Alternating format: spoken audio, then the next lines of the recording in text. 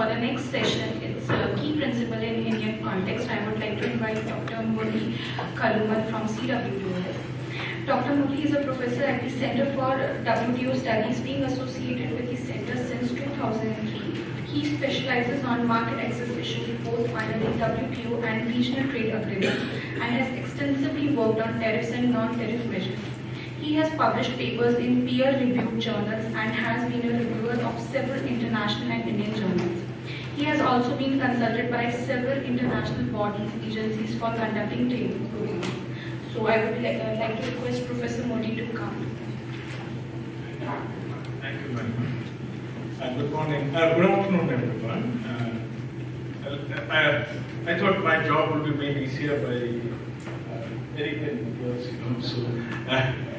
So they have explained the standards, regulations, and continuity assessment process in pretty detailed manner. But the issue of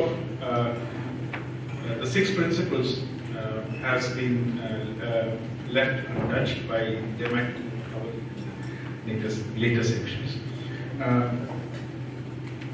So let me start this is the brief on how standards should be formed. Actually, you take part from technical regulation and international standard, and then also if you have your domestic standard, you also and then also continuity assessment procedures. So there are some exceptions here, which is actually you can actually exclude climatic or geographic factors and technological factors. You can have exceptions, but all these exceptions should not be more restrictive with respect to trade. So that's the basic condition of any TBT measure. So when we are analyzing these 6 principles of WTO, it's actually transparency, openness, impartiality and consensus, effectiveness and relevance, coherence and development of connection. So these are the 6 principles. Now, what my presentation will broadly look at today is that it is not how these principles are laid out in the TBT agreement, but how is it being practiced at the global level. So when we look at the transparency, the first principle, which is talking about making all notification available to all members at all points of time, and all information, relevant information, essential to be provided, and sufficient time to be provided for comments, and it is also effectively disseminated. What is the dissemination means? Dissemination means putting it in a place where members can have access to the source. Now, this is how the TBT ITIP database shows. Sorry, the WTO's ITIP database shows. One of the core non-tariff measures is completely blank, which is temperature scores. So you cannot have a meaningful assessment about market access in a particular country without properly identifying which measure applies to which product. You have a tariff for every product line, but you do not have a tariff line correspondingly applicable on these TBT notifications. The one reason which they say it's difficult to assign, but okay, I can live with it, but the moment you come to a specific trade concerns, you have a code. So it's not that difficult, but it is the willingness of private sector who are active players in these TBT standard setting parties, bodies, as both Eric and Matthias were mentioning in the inaugural talk. They were alluding to governmental interventions in the case of SPS and TBT regulations, but largely with respect to standards, we're talking about the NGOs or any government body or any non-government body or any industry body, which they were referring to is actually the private sector, largely the private sector. So there are a couple of problems here is that these ISO standards are not freely available; they need to be purchased. So what BIS can do incrementally is to adapt the standard and make it available to the public. This is one way to overcome the issue of transparency within the Indian trading arena or markets when we look at it.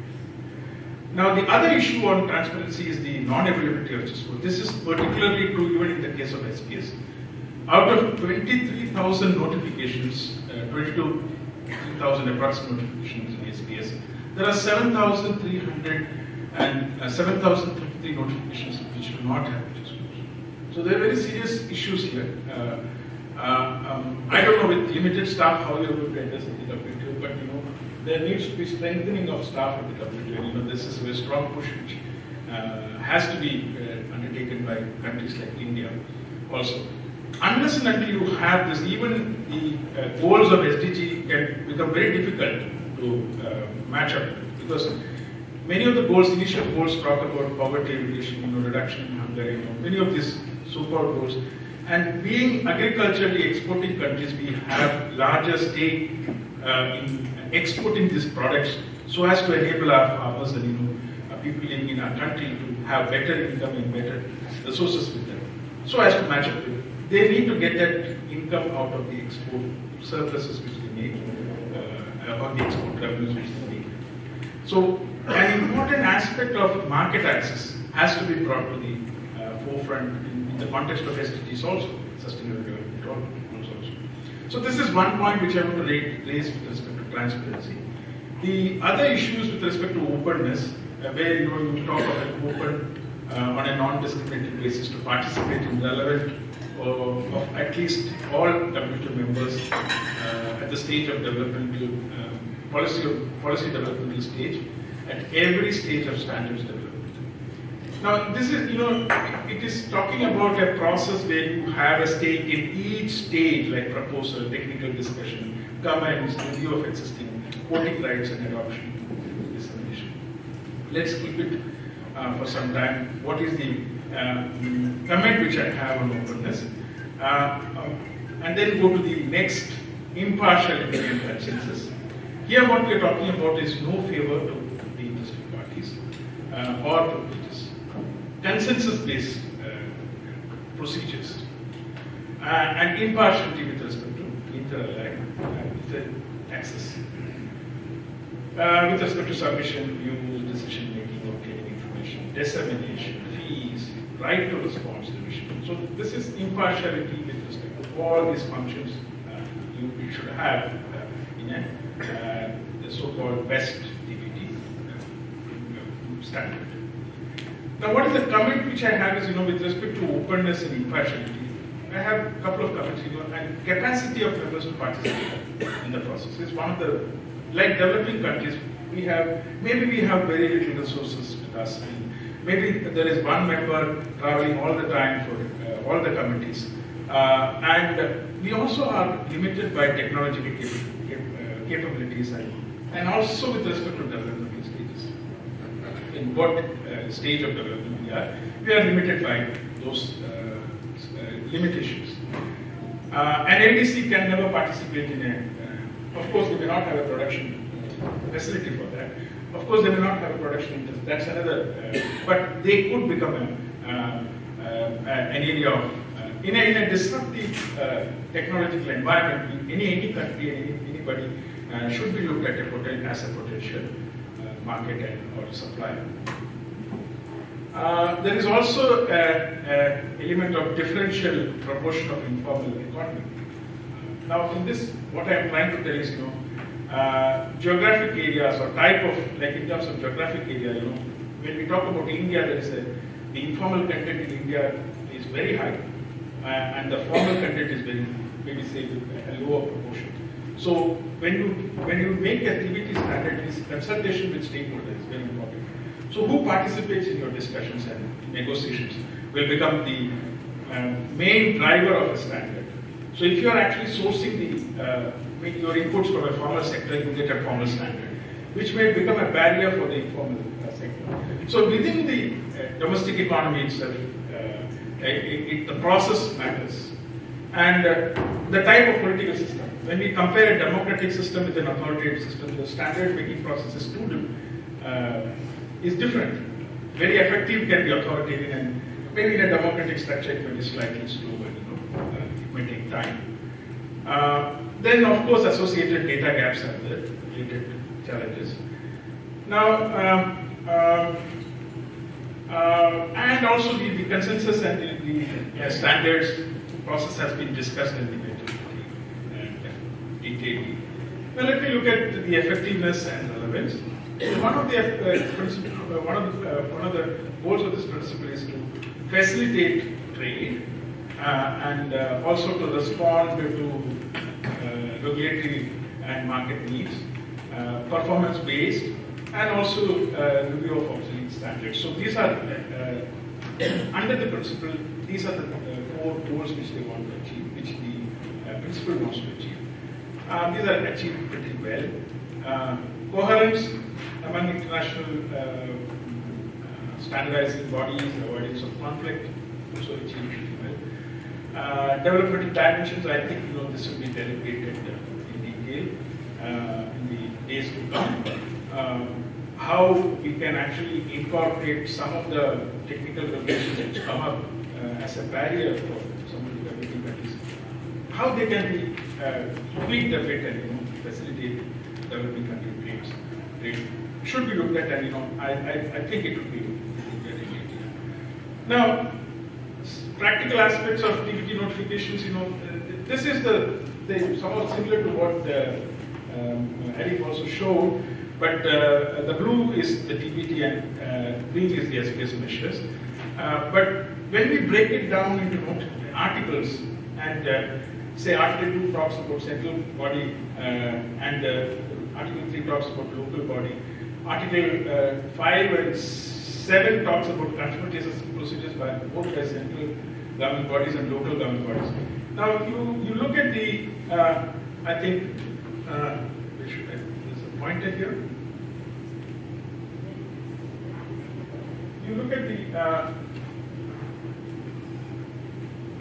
rise of conformity assessment procedures.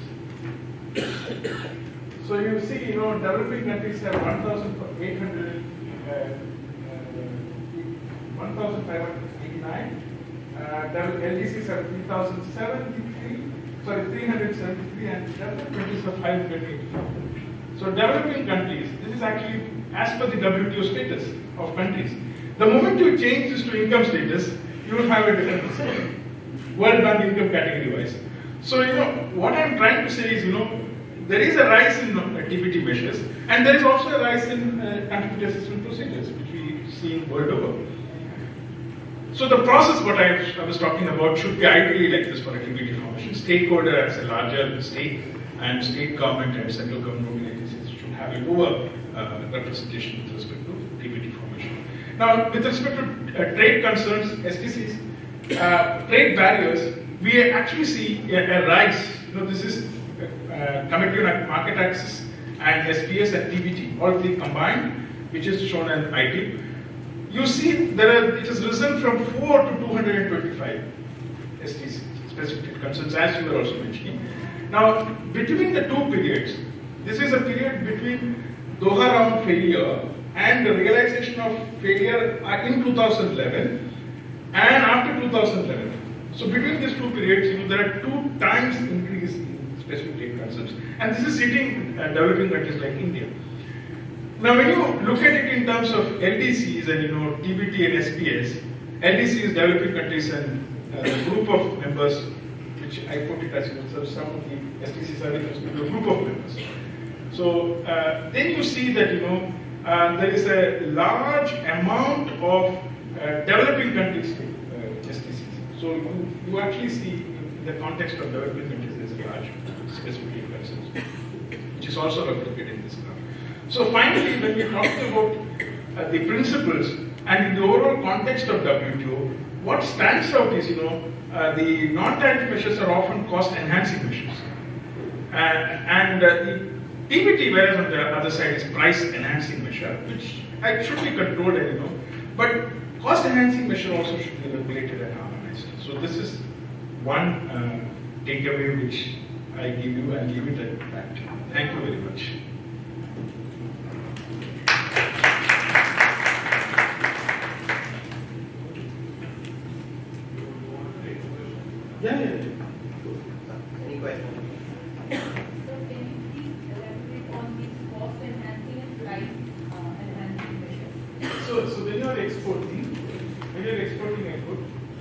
you're exporting a good. So imagine you have a tariff at the border. So you pay that much tariff and enter the market. But a measure will force you to enhance the production standard. Got it? So production standard means each firm would have to enhance its capacity. And maybe it's just putting a regulation that, very simply put, a farmer is supposed to bring a cart, use a cart to transport grain and fertilizer to the market and back. Okay. Now, if the standard says it needs to have 3 different carts, one to transport grain, and another to transport fertilizer, and another to transport pesticide. So that's a cost enhancing.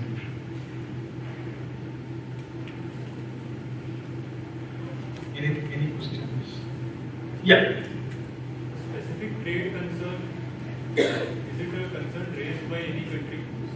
Specific trade concern, is it a concern raised by any country in respect of a TBT or SPS notification of another country? Or any other measure which is coming under Committee on Market Access, which is called a CMA. It could be licensing, related to licensing. Yeah, it is a concern which is raised by a country. And when they face difficulty to export to the market because of the regulation. Or as, yeah.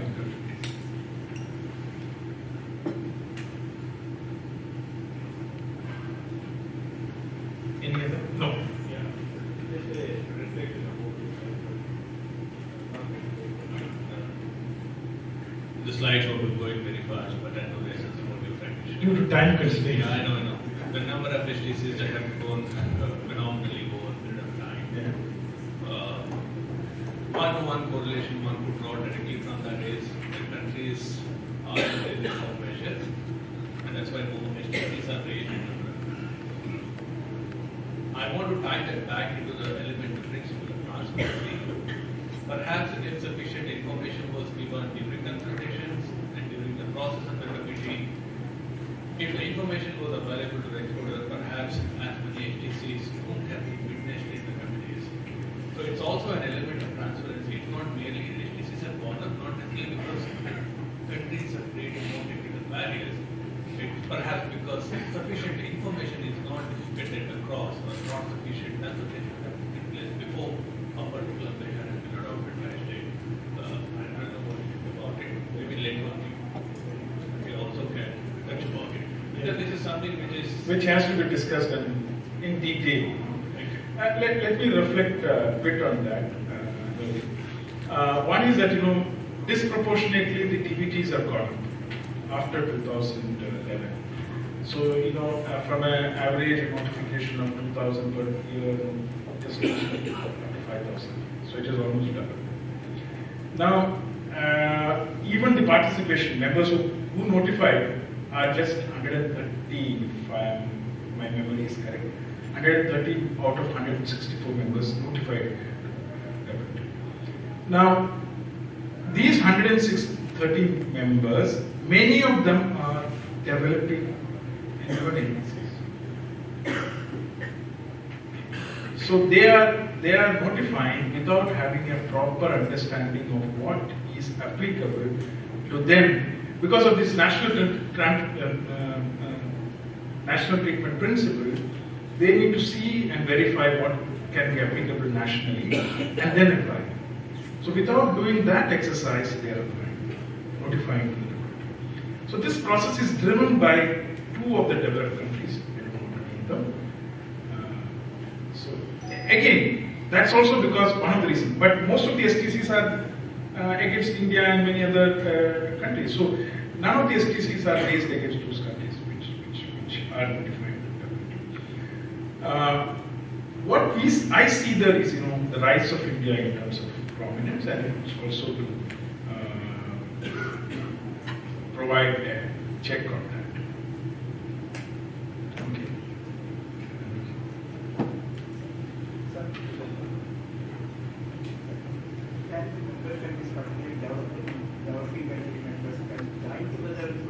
Specific trade concern.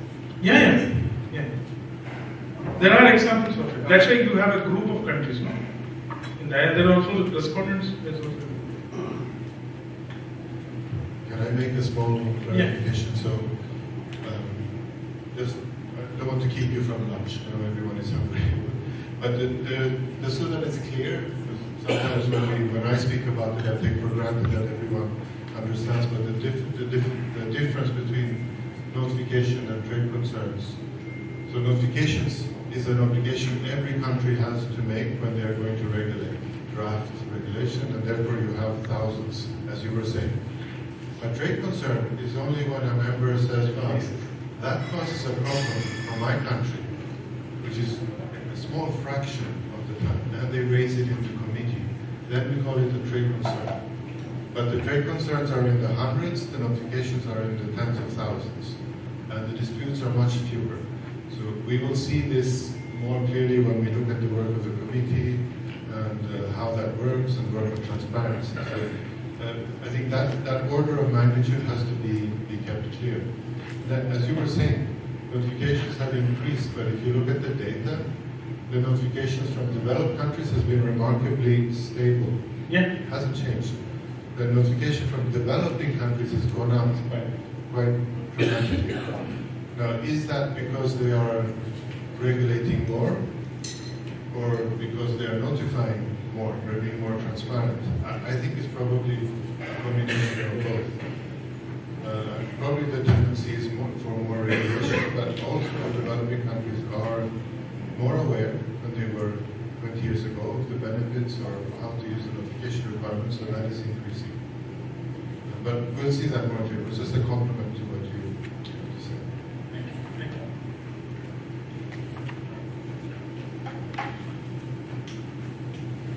Thank you, Professor Murali.